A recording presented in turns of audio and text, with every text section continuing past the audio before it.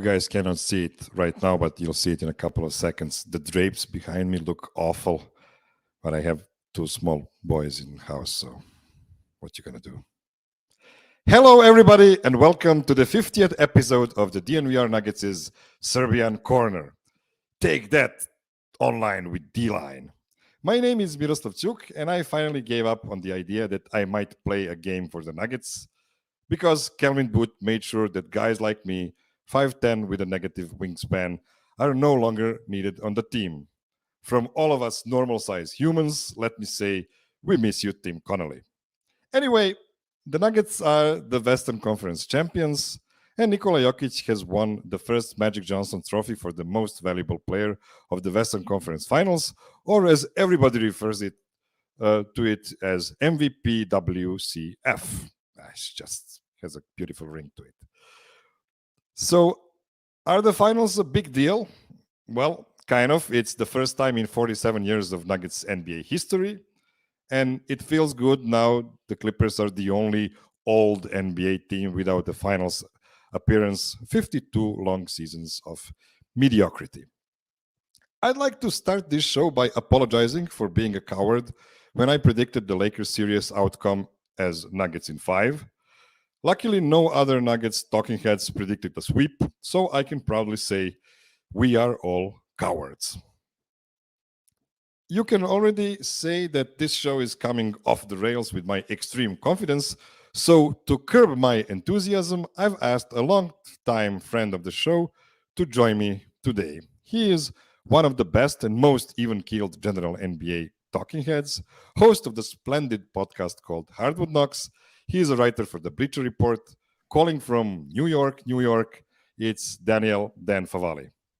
How the hell are you doing, Dan? I am doing fantabulous. How are you doing? I mean, I'm on cloud 9, to be honest. I thought I would hate this break between the Western Conference Finals and the finals. You know, like that's too long, like 9 days of rest or whatever it is. But I'm actually just enjoying being, in the waves of positive news about the Nuggets. Not really news. It's actually people finally admitting that we are dealing with a really, really great team, just like some of the really smart people already used to say for a long time. Yeah, I mean, I don't know how you couldn't be with where they're at right now. And the manner in which they got here is incredible because it's just been decisive. And I mean, like, yeah, okay, like the first round goes 6 games, whatever. It was just, they were never going to lose that series. And even when they get out to that lead in the Phoenix series and you see Phoenix go back and win those 2 games, you just never sensed that the Nuggets weren't in control of everything. And they just go and blow the doors off the Lakers in the Western Conference Finals. Yeah, games are close, but a sweep in the conference finals is pretty mind-melting. And so this is like them getting here, especially when the knock has always just been, can you get here with Nikola Jokic as your best player? And the fact that it dovetailed sort of with that being probably the primary reason he doesn't win MVP, if we're being honest, for a third time straight, is just for them, is just picture perfect because it puts to bed just so many, which are already misperceived. I mean, there's fair skepticism, in my opinion, and then there's just like what was completely unjust. And a lot of the Jokic discourse, I think, and how good the Nuggets could be with him, not always, but skewed too far towards disingenuous too often. And so for them to be here amid all that discourse during the season, no less, where he doesn't win MVP, like doesn't get the third time when that's the best team that he's clearly on during that stretch, it's just, they're going to be able to do so many victory laps already. And if they win the title, it's just going to be so many more. And so you should absolutely be enjoying it because myself I'm rooting for my own agenda, which was I picked them to win it in the preseason. But as an impartial observer, it's been fun as hell to just watch and to see this team coalesce into something that the final thing I'll say here, because I'm rambling, is all year it was the NBA. Look at all this parity. There's like no dominant juggernaut. And I think the 2 candidates were Milwaukee or Denver and something like Boston. And everyone kind of defaulted to Milwaukee or Boston. And it's just like, you know what? Yeah, maybe the Nuggets weren't inevitable. There's a part of them leading into the postseason seem beatable.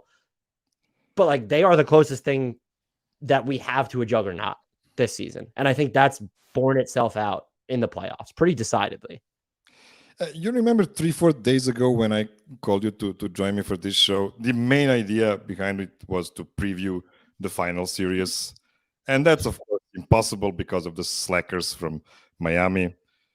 But we'll try to do that in the last segment. We'll somehow try to do some kind of preview anyway. But since you already mentioned that you are one of the guys that picked the Nuggets to win the championship this season, and you shouldn't be ashamed of that. I mean, it's something that, we all try to guess it, and when you actually guess it, it's just feels wonderful. Just to be completely honest, I picked the Nuggets last season as well because I thought Jamal Murray would come back in February. And I mean, that was probably too brave even in those circumstances, but I'm a homer, and it was Jokic's age 27 season, like the season when Michael Jordan won his first championship. So I wanted those things to align. But 28 is still pretty good if it happens because, LeBron needed 29 to get his first. So, yeah, we should still be on the track. But I'm enough rambling. So tell me, in which ways did your perception of the Nuggets change since the end of regular season? Because you were already pretty high on them before. Yeah, and look, and Nuggets fans on our YouTube channel got so mad at me for saying this. Like, I read into the last 4 to 6 weeks of the season and was just like, there's something off here. I don't think this is just them conserving themselves and then flipping a switch. And I was clearly wrong about that. And I think that's sort of the biggest thing I learned is that when they're going to shorten the rotation even further, that they're just going to be able to flip specifically the defensive switch. And even just I don't want to get too into Jamal Murray because I know we're going to talk about him, but just the shot making, he shoots 37% on fadeaway jumpers during the regular season. He's at 47% in the playoffs. And so there's nuance to the flip that they're switching. And I think the one that you focus on, at least for me, is of course the defense. It's great that they had after it was over the final 50 plus games, they were 7th or 8th in points allowed per possession, whatever it was. That's great. But there was always the level of questioning, hey, could this work in the postseason? And guess what? It's working in the postseason. They haven't been the most elite defense, but I think there's a steadiness to the way they defend. And you look at everything from how aggressive they've used Jokic to even his rim protection's been better. The rim protection they've gotten from Aaron Gordon, in addition to everything else he's doing defensively. Michael Porter Jr. has been, even watching him improve the past 2 years, whatever it's been on defense, to where, okay, anyone who thought he was just this sieve, that's not what he was. Even what we're seeing now is just his defensive rebounding rate has skyrocketed in the playoffs. And so to see them be able, we're going to shrink this down. Our top guys are going to ratchet it up. And our defense isn't just going to hold serve, but it's going to be steady across all of these different type of situations, all these different type of opponents. And there are going to be nights where it kind of verges on dominant. And so that to me was the biggest proving ground for them. It wasn't just a Jokic thing. It was on paper. You could kind of see it with Aaron Gordon and KCP and Bruce Brown, but you were always going to need Jamal Murray and Michael Porter Jr. because they're so important to you offensively. Can they hold their own on that end of the floor? And we've seen it from Jamal Murray in the past. I thought he had a pretty good defensive series in the Western Conference Finals. I thought he did a better job against Austin Reeves than a lot of people have done this playoffs. But Michael Porter Jr., just beginning with during the Timberwolves series for sure, but beginning with the Suns series, just really there are games where it doesn't even feel like he's not shooting well. Doesn't feel like he's having a huge offensive impact, but you almost want him on the floor. It's look at what he's doing defensively. Look at what he's doing on the glass. And I think that was a fair question to have coming into the postseason. They've answered it in the affirmative. And it's not just the Jokic stuff. It's just trickling down to everything else. Can they get by with certain bench heavier units? And I think there are still things you could quibble about with how they run those lineups, but they've answered every single doubt that people could have possibly had about them, in not just sort of a fringe way, but in just this flat out, really convincing way. Early this season, I declared that the Nuggets have 7 starter level players, and it's the actual starters plus Bruce Brown and Jeff Green. Now, Jeff is, the subject of most debates for the Nuggets fans and analysts, whether he is a positive or a negative contributor. I think he was a positive one on average for sure in these playoffs. But those 7 guys actually played all the minutes in that game 4 against the Lakers, the closing game 4 against the Lakers. and that completed the first sweep in the history of Nuggets playoffs. So my question here is the mathematical average of talent of these 7 guys the reason they are now viewed as the best team in the league, not to mention a pretty massive favorite to win the finals?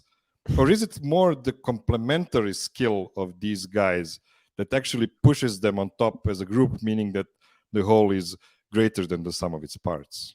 That's a really interesting and hard question because Nikola Jokic is no worse than like the second. He's the best player in the NBA, probably, but he's no worse than, if you want to have a discussion about it, second or third. So you have a megastar, an all-time great megastar on your hands, and he is the central nervous system for everything that you do. At the same time, you have someone in Murray who we've seen a star turn in the playoffs from him before, and you have this group of guys where the level that Michael Porter Jr. can get to when he's really incandescent on offense, like we're talking about, like that's a guy who can look like one of the best offensive players in history, basically, certainly one of the most efficient on any given night. I think ultimately the sum is more than like, or the, however you phrase it, I'm stumbling through my words there, mostly because the way that Jokic elevates everybody and the way that he's able to fit into this larger ecosystem, that yes, he is the basis for it, but like he's also not, like there are moments where it's like, okay, like Jamal Murray's like going to go out and he's going to take like a step, like maybe Jokic hands it off to him, but like he's going to let Murray cook and he's going to figure out ways to not just find guys, but do things without the ball, grab defensive rebounds, throw those outlet passes. And so there's something more profound to them than just the talent on their roster. And I think the biggest indicator would be if you put, and I mean, we've seen all these guys on different teams, but if you put Bruce Brown, Aaron Gordon, Michael Porter Jr., who we've obviously not seen on a different team, Aaron Gordon, we saw what Aaron Gordon's probably the most salient evidence. We saw what he was like in Orlando. Now you put him into this role where he's not as ball dominant. There were points in the regular season where he needed to be, and certainly when Murray was injured and PJ missed time last year. But like you put him into this ecosystem and he just thrives on offense. Yeah, he can still be too hesitant to shoot threes, but like his cutting, it's just never seen anything like it in Orlando. And it's okay, well, is that a function of Orlando didn't have enough space? Or is it because of what the Nuggets are doing? It's probably a combination of both, but it's more of what just the Nuggets are doing and who Nikola Jokic is and the ability to play off a Murray or have a leverage a threat like a Michael Porter Jr. So I think the sum is greater than the whole of their parts. However, I don't even know why that phrase is tripping me up right now. We've heard it like a trillion times, so I apologize there.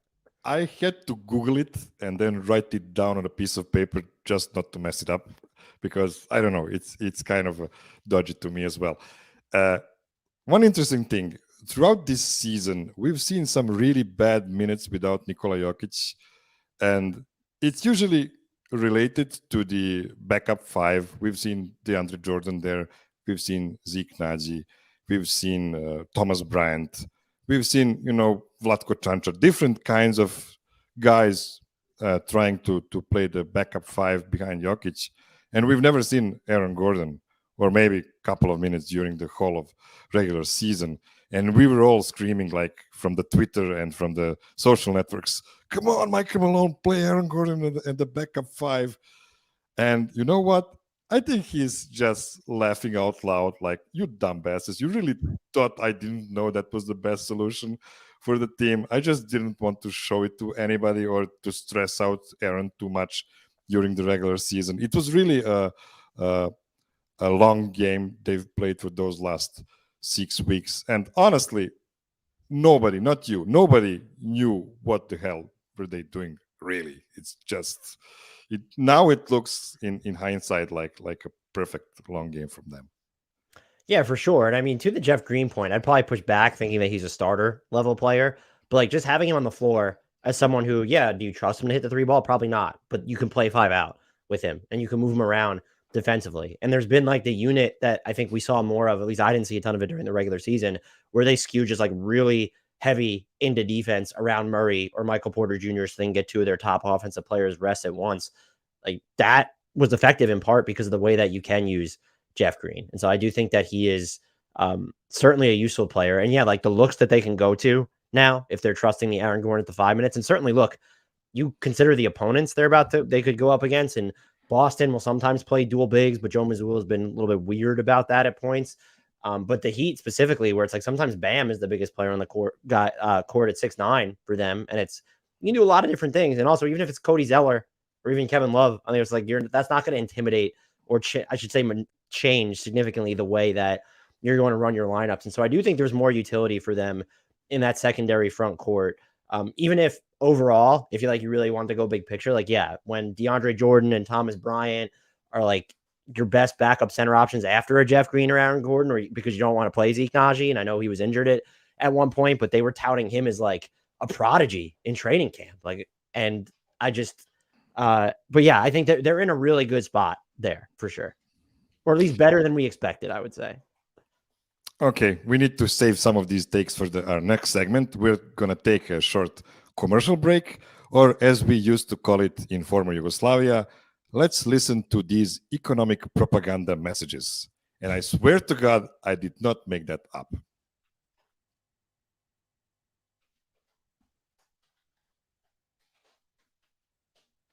Okay, we're back. It is interesting to me how even before the finals are set to begin, a very large number of NBA analysts, and I guess that doesn't include you because of what you said just like a couple of minutes ago, are now giving Jokic the crown of the best player in the NBA. You're still like on the fence, or giving it like a chance for a discussion, which is fair, of course. Almost all of the hard hitters are out of playoffs. The players, I mean. Luka didn't even qualify. Giannis got eliminated in the first round. Embiid, KD, Booker, Steph, they were all gone in the second round. Only Tatum, AD, LeBron got to the conference finals. And, the last two got swept by Jokic in those finals. Now, I didn't mention Jimmy Butler because I have no idea how to rank him. I mean, he could be top 10. He could be top 20 guy in the regular season, but he just plays a different kind of sport when it comes to playoffs. So it's really hard for me to gauge what is his actual ranking should be, I guess. So is it that simple? Is it just the fact that Jokic is the only superstar still standing, or is there something else most people saw to just say, okay, we're done here. This is our new king?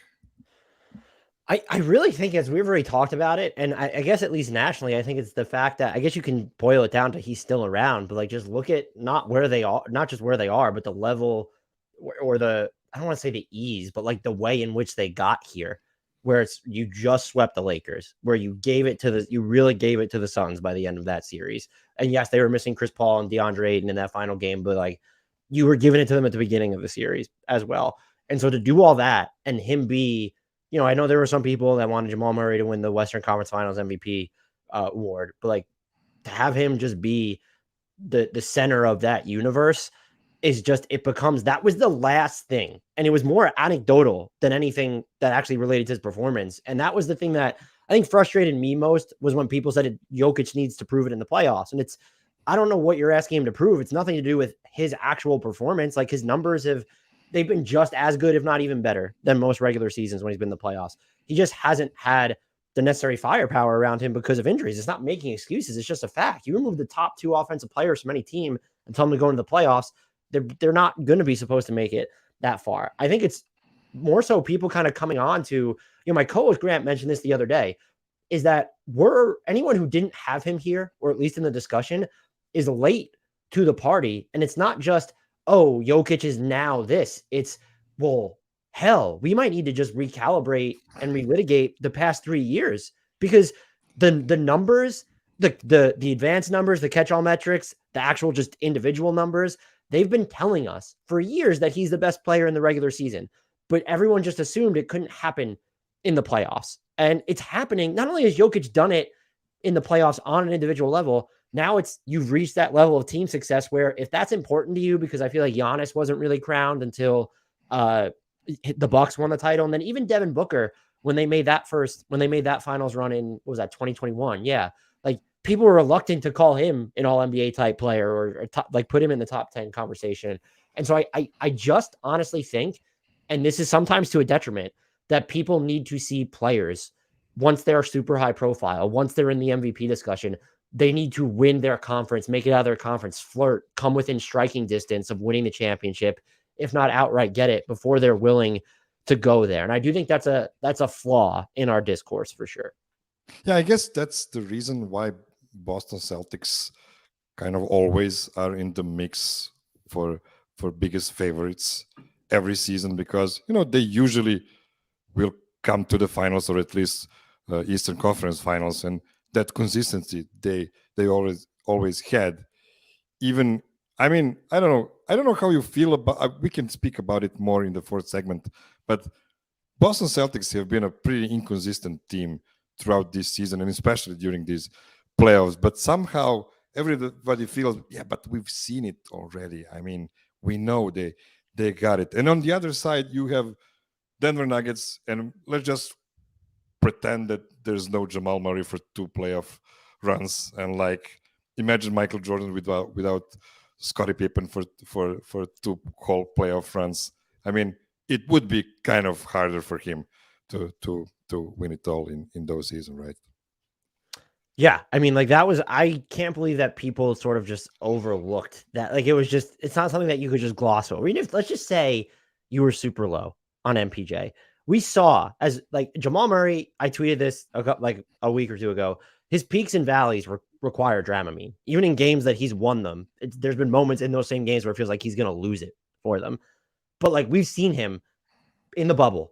We've seen him even that first ever playoff series he had against the Spurs. I think it was. We was up and down, like he won them games. And we know how important he is to what they do. You can't just write that off. Be like, well, Jokic didn't make it to the conference finals during that span. Like, yeah, no crap. Like he didn't make it there. So I'm totally with you. That was always again, and it's not even to say everyone needs to conform how we feel about Jokic specifically, but your criticisms need to be like not disingenuous is just how I mean, like that was just a very, I thought, lazy talking point where even if you didn't watch the Nuggets, you can understand, hey, they're again, throw Michael Porter Jr. on. Their second best player missed 2 critical playoff runs. No, the Nuggets were not going to get to the NBA finals during that span. I know it's a shocker, but complete shock, complete. Like take 50 points off the board or 45 points off the board and see what happens. Okay, the most interesting storyline for me right now is Jamal Murray. He is averaging 28, 5.5 rebounds, 6 assists on 48, 40, 92 shooting splits in 15 playoff games. Now, that's not a small sample anymore, and it actually includes some subpar, or better said, subpar games, or better said, subpar halves of games he's had, sprinkled around these playoffs.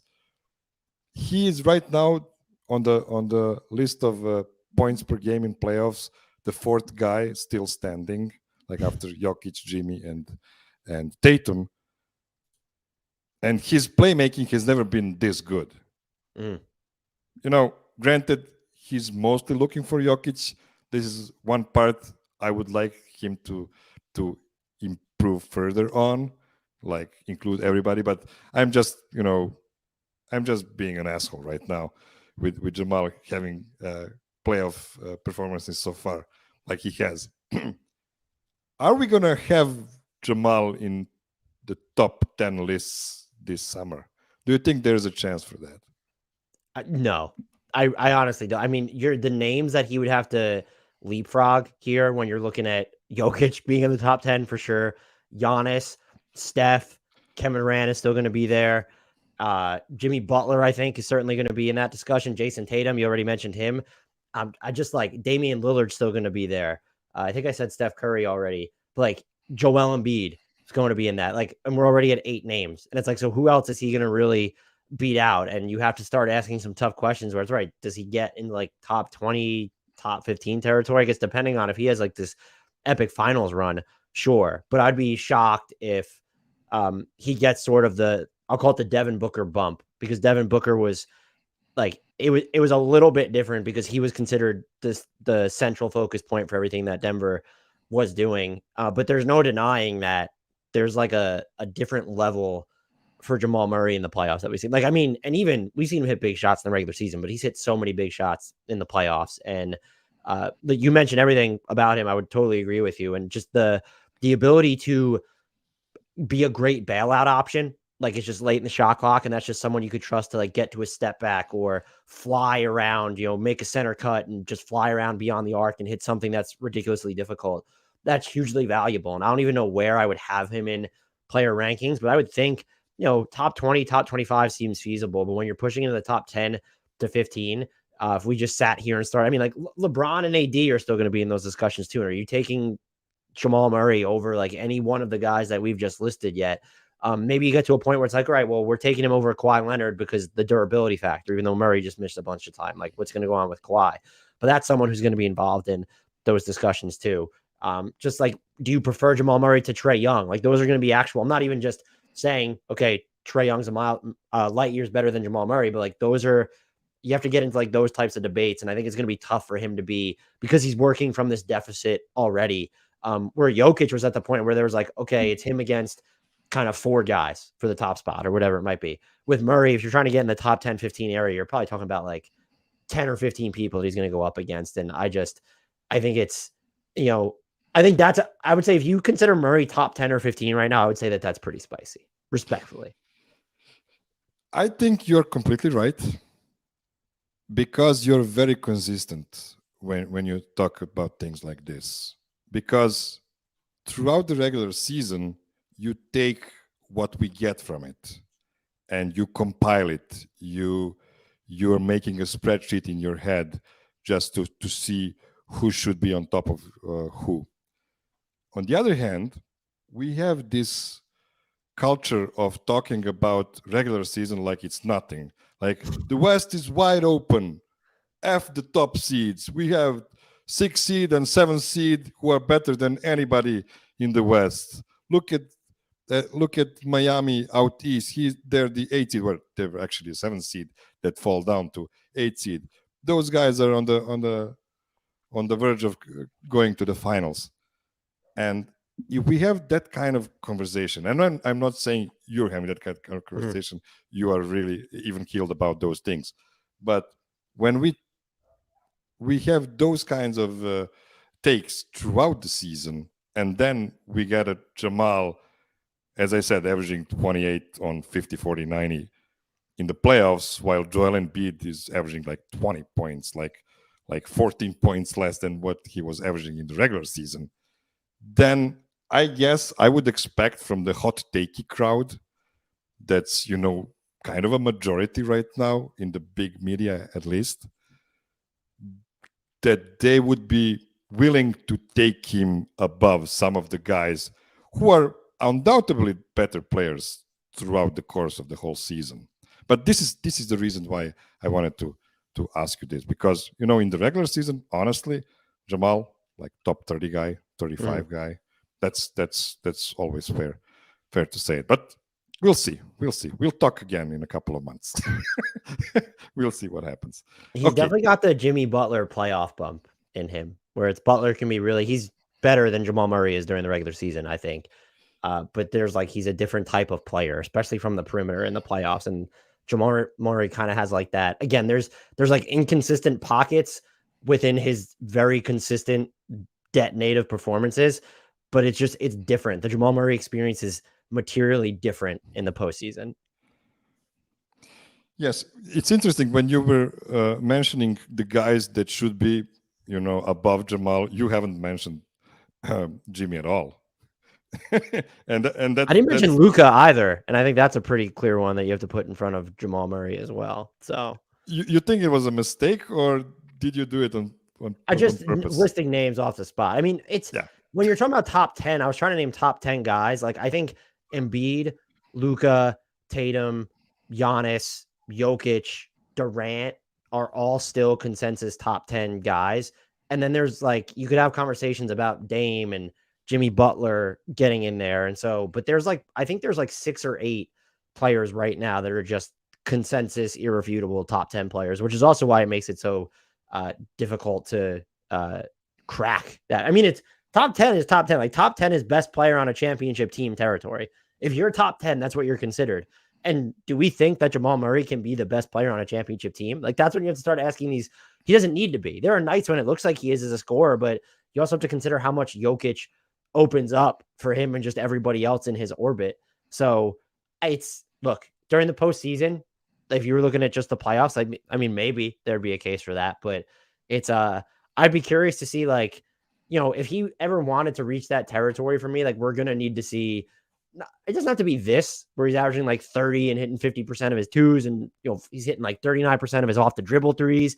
It doesn't have to be that every single night, but like that's the level he's gonna have to maintain for higher. And I think even I'm seeing the comments like he's just top 10 in the playoffs, not the regular season.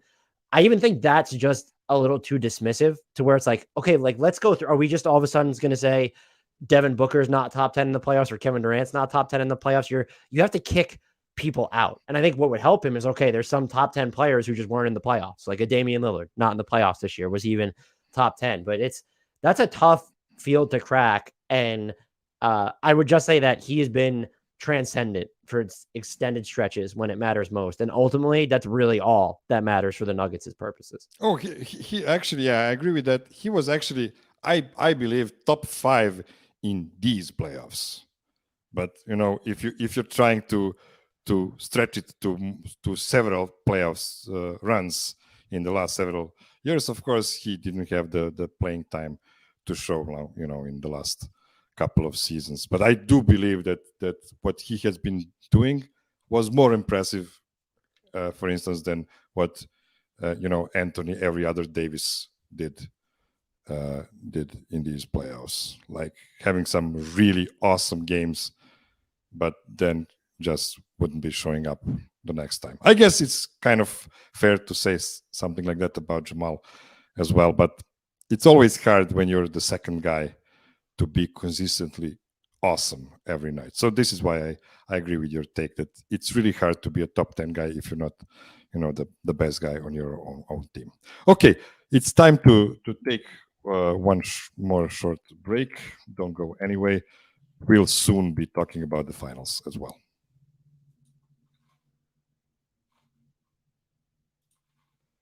All right, we are back. Now, then, we know MPJ is a really good rebounder. You mentioned that.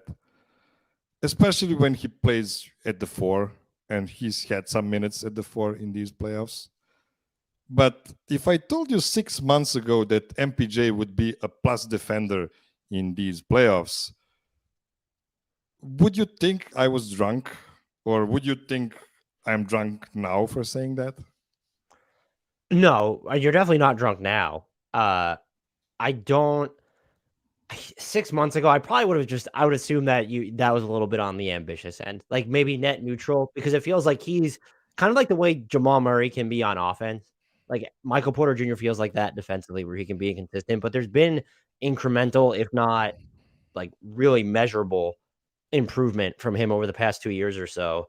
And I think even if you believed that he was going to be a good defender in these playoffs, by those expectations, he succeeded it. I think he's just been, I mean, and I keep a lot of the moments in that Phoenix series specifically where it's like, okay, he was matched up on Kevin Durant a couple times and did not get absolutely roasted. And like, you know, I know Kevin Durant's older, like that's not easy. And the way that they like to defend at points in the half court, it's been prided upon him just being a lot better, smarter, consistent, and he's done it all for them. And again, I know he has the size, but like to just be like, hey, you need to raise your defensive rebounding rate by 8 points, like by almost 50% of what it was during the regular season. That's not something that just happens. And so he's been more consistent defensively than he's actually been offensively for a lot of these playoffs, which if you would have framed it that way to me, I would have been like, no, you're out of your mind.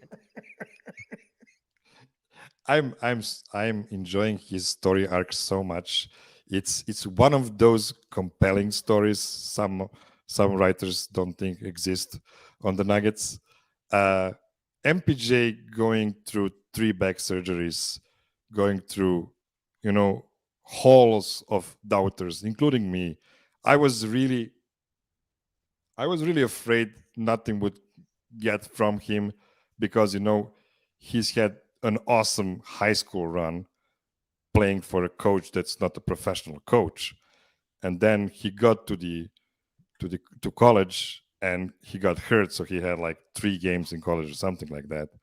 And then he got a redshirt year after that, and then he played for a couple of years, and then he missed a year, and so on and so forth. Three back surgeries, and to pile on all that on a fragile young body of Michael Porter, and for him to just go above everything and become really a 100 percentile of what the Nuggets needed from him for these particular playoffs. Maybe not for next playoffs.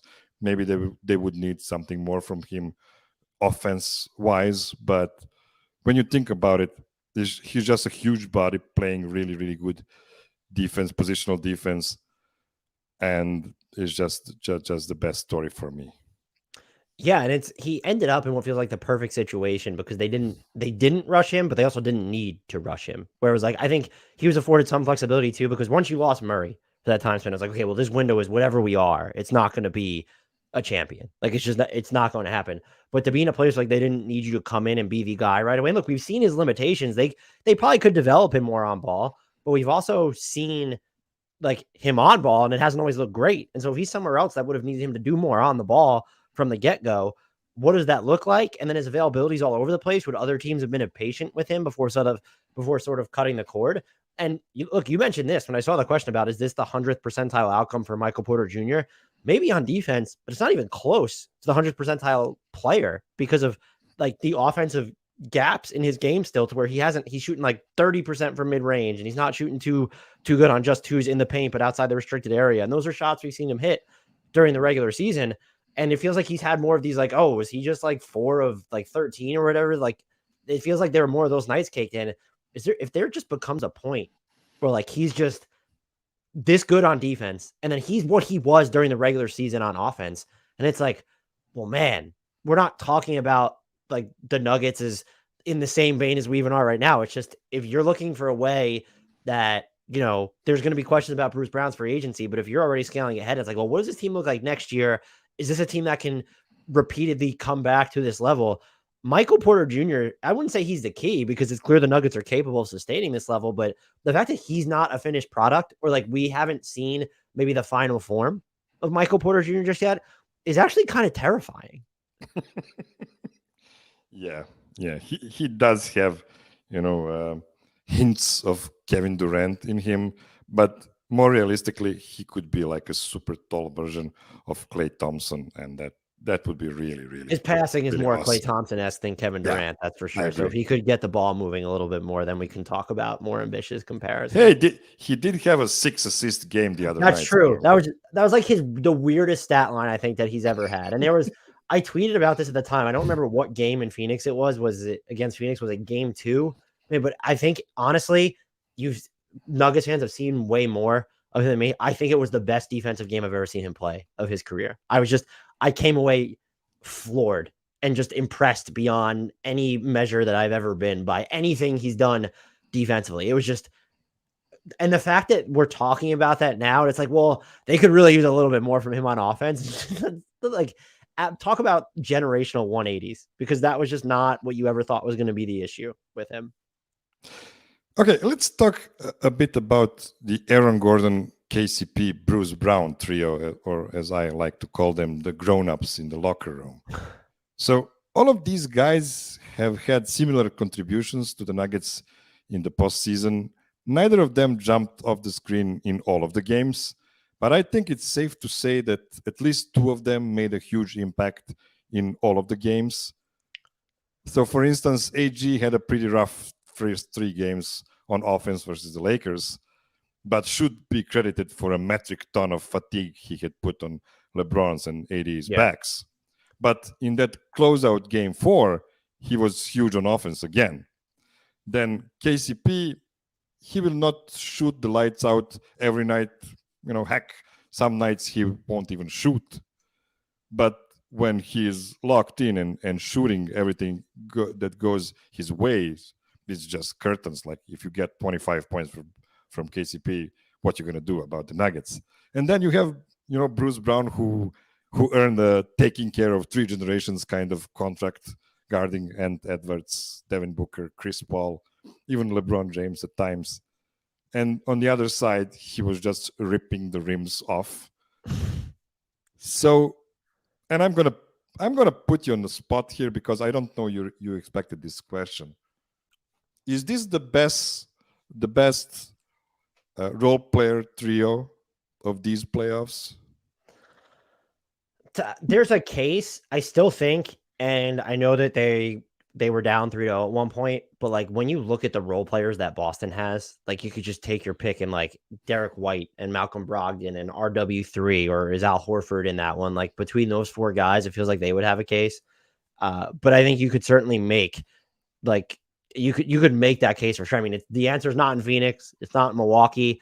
Miami's had some impressive runs, but like if we care about sustainability and like reputation, like no, it's not Miami at all. So I think some people would have made a case for the Knicks coming in, but like you get bounced right away from there. So in terms of top end role players, like to have those three, when you look at the Nuggets top 6 players, they have a case to be like, this might be collectively just the most talented top 6 in the league. And I'm honestly thinking Boston is probably the only team that lays a claim to that. I know some people might want Milwaukee in there, but like once you get past their 4th best player, like things start to taper off for them. The Warriors just, they didn't have it this year. Like they can't go 6 deep the way that the Nuggets go 6 deep right now. And so, yeah, there's certainly a case to be made there.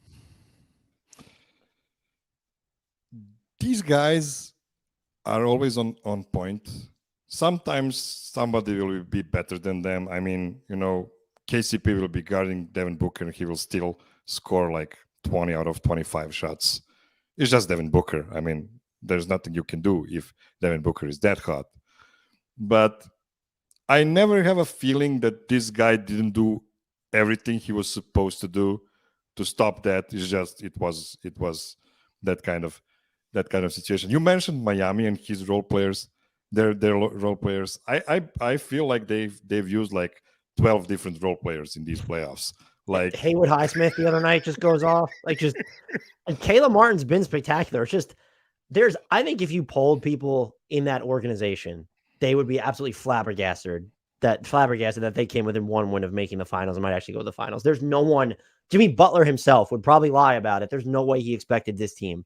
There's no way. But you look at Duncan Robinson back in the rotation and dribbling. Like come on. And then Max Strus kind of regains his form. I think he's been better defensively during these playoffs than he's a lot of the time. Kyle Lowry hasn't been so hot lately for them, but like he was coming off the bench and he looked really impactful and he had been up and down during the regular season. So they're deep, but it's like it's disarming depth and it's not high end depth. It's just, these guys feel like they're playing above their heads type of depth.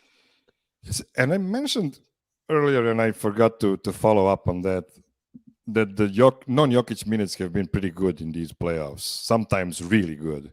And it's because Denver was just playing awesome defense with Aaron Gordon at the 5 and let's say Uncle Jeff at the 4 and Bruce Brown at the 3 and Christian Brown at the 2, something like that. So they have been able to guard and run, and that worked really, really well for them. And these 3 guys we're talking about right now is just the fulcrum of that kind of. I also kind of think of them like the second core of the Nuggets. Like you have the core 3 guys in your starting lineup, but then you have these 3 guys that will rip your head off when you're playing against the second units. Okay, it is time for our last commercial break, and then we'll finally try to talk a bit about the finals.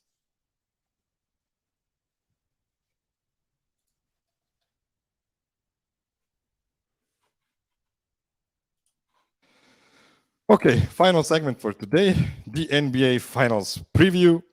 And we have no idea who will be the other team in the finals. Before we try to dissect those teams a bit, what do you expect to happen in Game 6 tonight, like 3 hours from now? I picked the Heat, just like the law of, it's not even averages, but just the law of winning against the same team 4 times in the playoffs has so far been impossible when you're down 3-0. But even when we're talking about like the Nuggets sweeping the Lakers, like that's just something that's so rare to beat the same team 4 times in a row. And I think that you use the word inconsistent with Boston. And we talk about this a lot at Hardwood Knocks. There's a variability in their performance, as dominant as they can be. Part of it's because they rely on the three so much. And there are going to be nights where you're going to make a lot of threes because you take a lot of threes. There'll be nights when you miss a lot of threes and you take a lot of threes. But they go through these spurts where it's just they decide to not attack. If the three ball's not falling, they turn the ball over like wildfire. And I just believe that one time over these final 4 games, that's going to happen again. And so I would expect it to be the Heat, which is, to jump ahead to one of your questions, that should be the preferred target for Denver. It's one, you're short home court advantage, and just to know that you would have a game 7 on your home court, I think that especially for Denver, I think that matters a ton. But just when you look at the different things that Boston can throw at them defensively, yeah, you can talk about their inconsistencies there as well, where they're not always switching and sometimes it's to their detriment.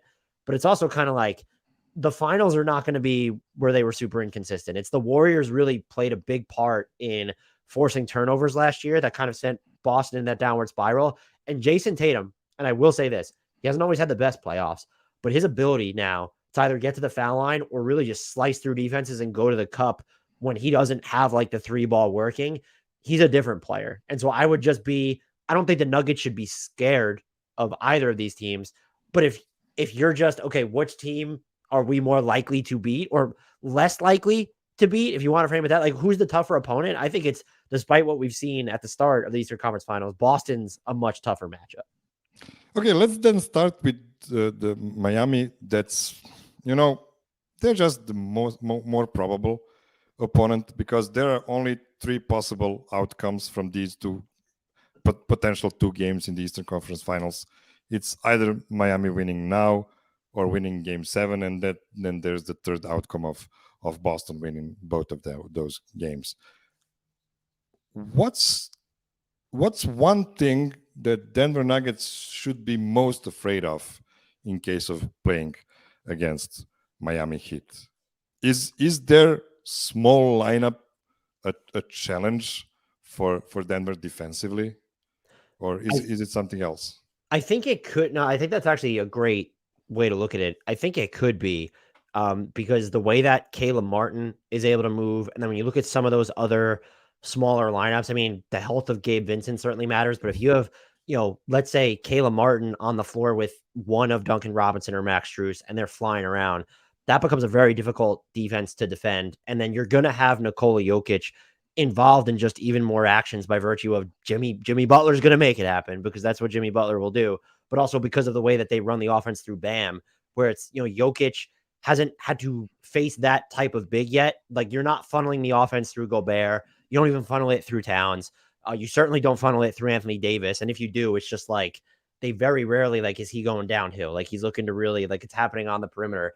So I think that becomes more of it. And like, those are guys, none of the names that I'm mentioning, like, those aren't guys, DeAndre, and they're not bringing the ball up the floor. Bam Adebayo will bring the ball up the floor after a live ball. And so then, matching up, cross matching, like, that stuff becomes a lot more important. And so, yeah, I'd absolutely look out for that. The other thing that I think you could say, and it's Denver and they don't turn the ball over. So I'm not saying that this is a problem that Denver has, but the way that the Miami Heat can really get into you and force turnovers and then turn those into, if they're not transition points, they're early offense points.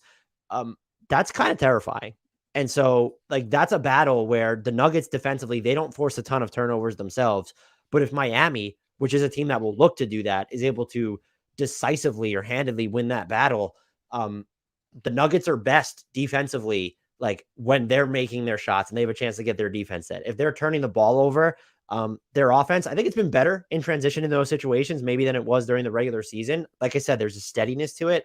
Those are the 2 things that I probably fear the most. And I'm only naming the second one because I don't just want to ride your coattails the entire time. I'm not going to pretend here that we are as smart as Coach Spo to try to guess, his rotations against the Nuggets because, Nikola Jokic is a fucking problem on offense. And I don't know if he would be brave enough, to play small ball against him. I mean, is Bam Adebayo your help defender, and then you put Jimmy on Jokic? What would be the best kind of thing they could do defensively against Jokic, similar to what the Lakers tried with LeBron on Jokic and then AD.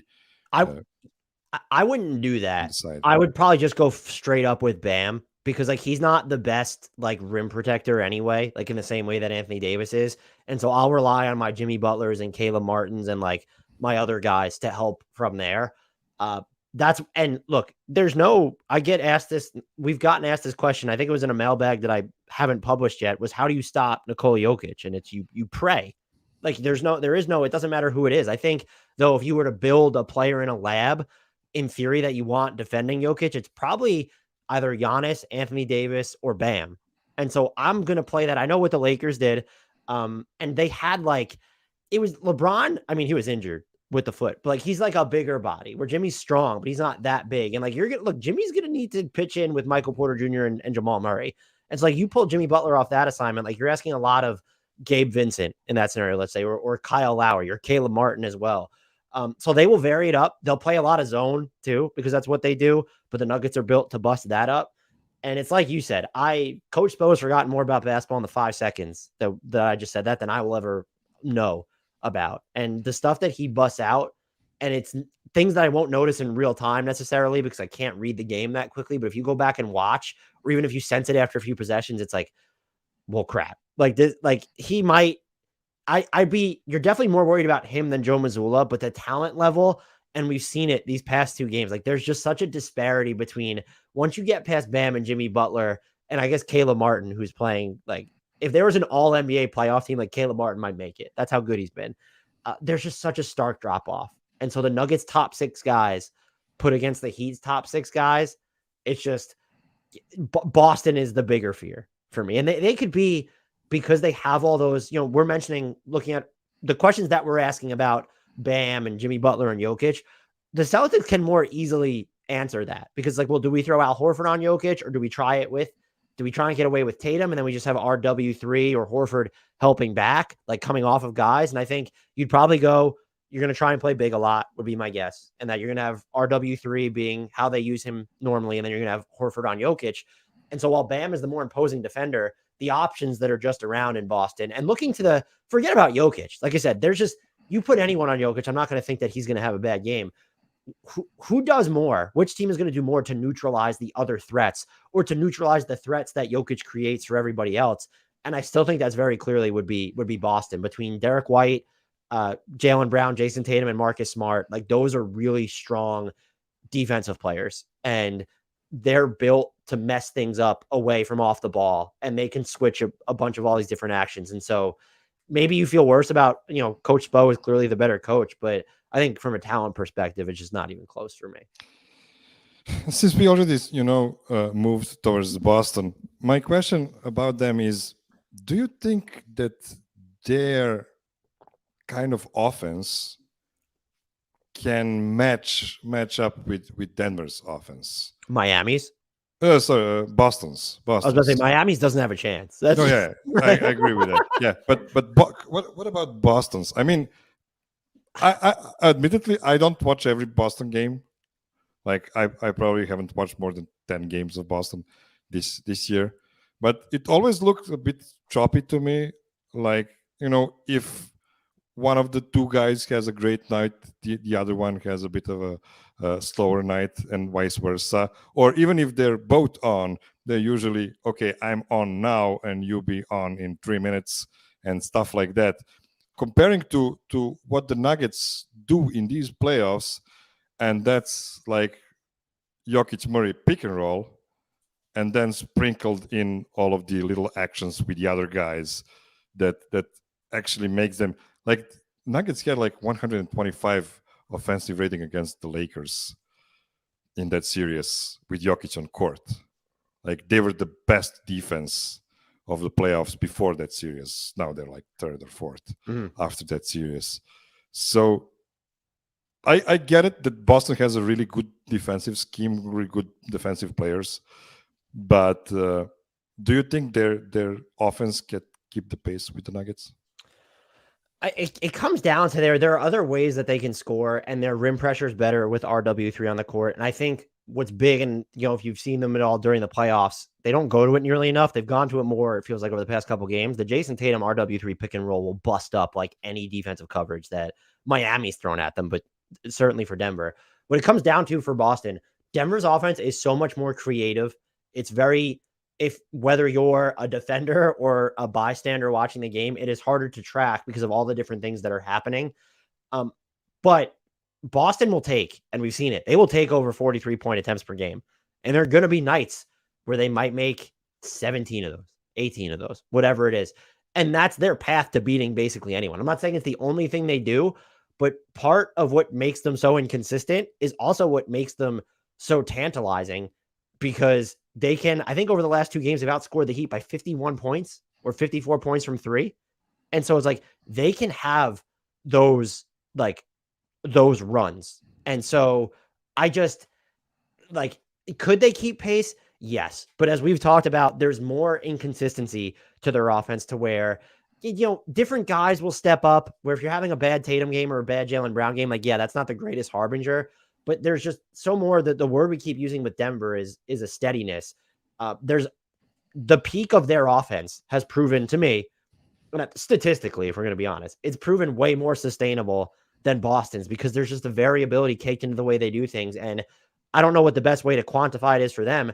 Once they start missing threes, that makes their defense get harder to get set. But it also feels like when their threes aren't hitting, or if they're forced to go a little bit later into the shot clock, they go through these stretches where it's, well, we didn't even try and get the ball below the free throw line, at all during that 19-second possession. Oh, and we're just committing. It's not, they forced us into turnovers. And look, Denver's not looking to force those at a high rate, but they might come up with them because, it's Boston just threw another bad pass, or Jaylen Brown dribbled the ball off his foot. And they have that self-destruct button. And I'm not saying, I know a lot of people like to focus on character and they're too soft. I really just think it's the way that they're built a little bit, where they don't have a floor general. Jaylen Brown, good passer, improved a lot. Marcus Smart, that's fine. As your primaries, I don't know. To me, I look at them as having a bunch of really good to great secondaries, but they don't have the, people want to see them go get Dame or Trae Young. It's more like if Mike Conley was on this team, and you've called them the adults or the grownups. Do you have an adult in the room who can organize your offense when it's going through those slogs in the half court specifically? And so, yes, can they keep up with Denver's offense?